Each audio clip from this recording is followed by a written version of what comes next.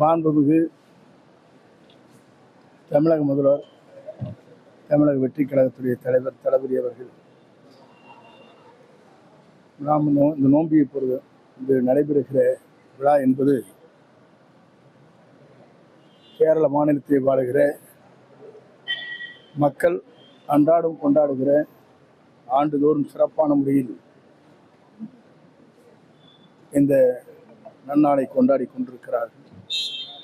என்னுடைய இதயபூர்வமான தமிழக மக்களின் சார்பாக அண்டை மாநிலங்களாக இருந்தாலும் தமிழ் மண்ணிலே வாழ்ந்து கொண்டிருப்போர், அந்த மண்ணிலே வாழ்கின்ற அத்தனை பேருக்கும் இதயபூர்வமான நல்வாழ்த்துக்களை தெரிவித்துக் கொள்கிறேன். அமைச்சர் பிரபு அவர்கள் காணாமல் போன மலைகள் பட்டியலில் ஒரு பெரிய பட்டியலை வெளியிட்டிருக்கிறார். தொடர்பு என்ன நடவடிக்கை எடுக்க போறாங்க? அதற்கான உரிய சட்டங்கள் இயற்றப்படும். அது எப்படி எடுக்கப்பட்டது என்பதை துறையின் சார்பாக நடவடிக்கை மேற்கொள்ளப்படும். அதற்காகத்தான் நேற்று எதுவும் கேட்கின்ற போதே தெளிவாக சொல்லியிருக்கிறார்கள். எத்தனை வித்தியாசத்தை பற்றி சொல்லுகிற போது அரசு பணிகளுக்காக எத்தனை கோடி யூனிட் எடுக்கப்பட்டது,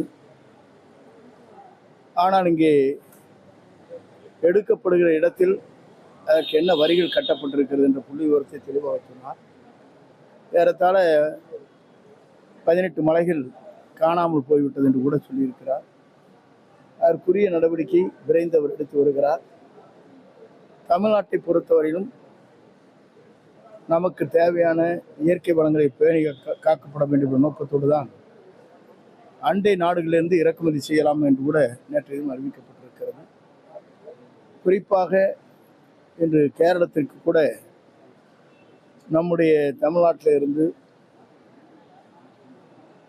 அண்டை மாநிலங்களாக இருக்கின்ற கேரள மாநிலத்திற்கு கிட்டத்தட்ட ஒரு 20 நாட்களுக்கு முன்னாலே ஒரு ஆணை பிறப்பிக்கப்பட்டிருக்கிறது.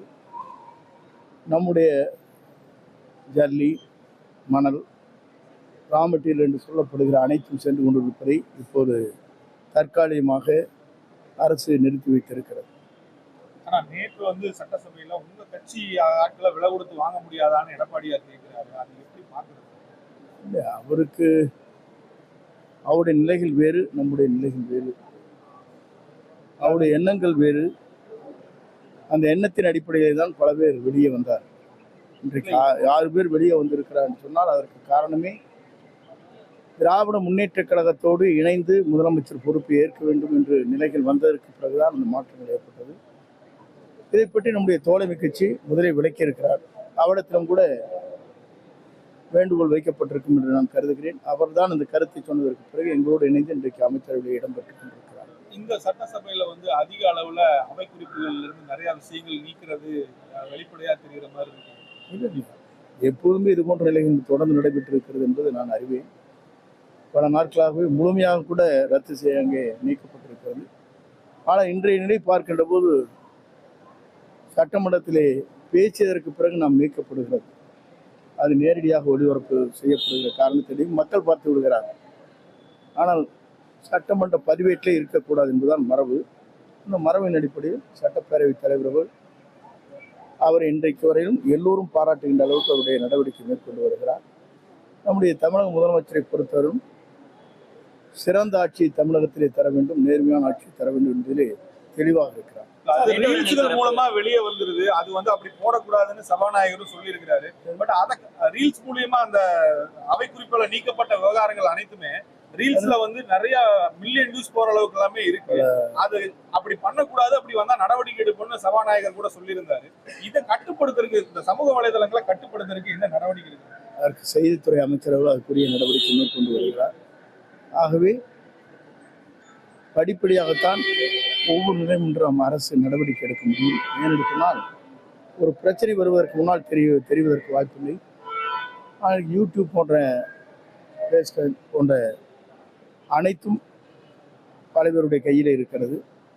அதை விரைந்து அவர்கள் வெளிப்படுத்துகிற போதுதான் அதற்கு அந்த யூடியூப் மக்களிடத்தில் விளம்பரமாகும் என்ற முறையில் அவர்கள் செய்கிறார்கள். அதை எப்படி முறைப்படுத்துவது என்பதை நம்முடைய சட்டப்பேரவைத் தலைவர் அவர்கள் செய்தித்துறையோடு கலந்து அதை முறைப்படுத்துவார். நாளையே இன்னும் இதுவரையிலும் முதலமைச்சர் அதை பற்றி தேதி அறிவிக்கப்படவில்லை. அவர்தான் அறிவிக்கப்பட வேண்டும். அறிவித்ததற்கு பிறகு நான் சொல்கிறேன். வழக்கமா எதிர்கட்சிக்காரங்க எந்த விஷயம் பேசினாலும் எதிர்த்து கூச்ச விடுவாங்க. எதிர்கட்சியில சட்டப்பேரவையில் எதிர்கட்சிக்காரங்க எந்த விஷயம் பேசினாலும் கூச்ச விடுவாங்க. நேற்று மலைகளுக்கான ஆதாரத்தோட வெளியிடும்போது எல்லாம் தப்பிச்சு பண்ணிருந்தாங்க. எப்படி பாக்குறீங்க? அவர் ஆதாரத்தோடு சொல்லியிருப்பது மலைகளை காணும் என்று சொன்ன உடனே அவர்களுக்கு இதை யார் அதற்கு உடந்தையாக இருந்தவர் என்பதைத்தான் காண வேண்டுமே தவிர அவர் அமைதியாக பார்த்து கொண்டிருக்கிறார். அதையும் அவர் தெளிவாக சொன்னார். எல்லாம் இருப்பதெல்லாம் பினாமி பேர்லேயே தான் இருக்கிறது என்று கூட சொல்லியிருக்கிறார். போக போகத்தான் அதை பற்றி தெரியும். அதே மாதிரி G2 விவகாரம் கூட சட்டசபையில பேசப்பட்டது. அது வேலுமணி வந்தால் சொல்லுவார் அதை பற்றி.